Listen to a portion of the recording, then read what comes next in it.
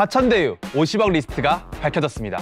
이 명단에 오른 인물들을 보면 적폐 언론, 판검사, 정치인의 더러운 연결고리를 찾을 수 있습니다. 5분 대학 이번 주 주제는 화천대유 고발 사주로 그 실체를 드러낸 검언정 카르텔입니다.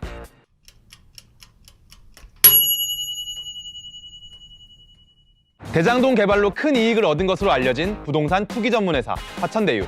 국힘당 곽상도 의원의 아들이 이 회사에서 겨우 6년 일하고 퇴직금으로 50억 원을 받았다는 이야기 지난 영상에서 다뤘었는데요. 혹시 안 보신 분들이 계시다면 링크를 통해 보고 오시면 정말 좋을 것 같습니다. 화천대유가 유력 인사들에게 현금을 뿌렸다는 소문은 계속해서 있었는데요. 이른바 화천대유 50억 리스트의 정체가 밝혀졌습니다. 이미 아들을 통해 50억 원을 받은 것이나 다름없는 국힘당 곽상도 의원을 포함해 권순일 전 대법관, 김수남 전 검찰총장, 최재경 전 민정수석 그리고 홍모 씨까지 이들은 도대체 어떤 인연으로 화천대유에 모이게 됐을까요? 이들을 연결하는 열쇠는 화천대유 대주주로 알려진 김만배 씨에게 있었습니다. 화천대유 대주주로만 알려진 이 사람, 원래 뭐 하던 사람이었을까요? 김만배 씨는 불과 몇 달 전까지 언론사 머니투데이의 법조팀장으로 있었습니다.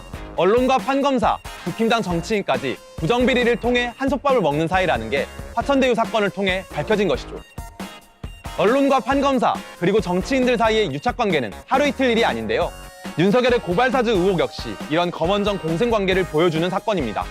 윤석열 고발사주 사건이 무엇이냐?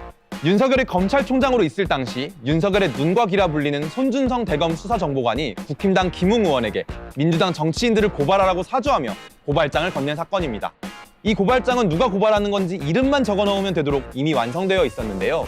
고발장을 접수해야 하는 검찰이 왜 국힘당에게 고발장을 건넨 것일까요? 고발 사주한 시점이 총선 직전이었다는 점을 미루어 보아 정치권의 고발과 검찰의 수사, 언론의 여론몰이로 총선에 개입하려 한 것이 아니냐는 의혹이 제기되고 있습니다. 다시 화천대유로 돌아와 볼까요? 화천대유 사건으로 토건 세력을 중심으로 한 우리나라 판검사, 정치인, 언론, 이 썩은 권력 구조가 제대로 드러났습니다.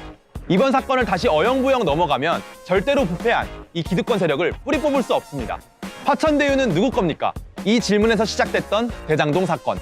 이제는 국힘당 비리를 거쳐 썩은 언론을 중심으로 자신의 돈과 권력을 지키려고 결탁한 검언정 카르텔을 가리키고 있습니다.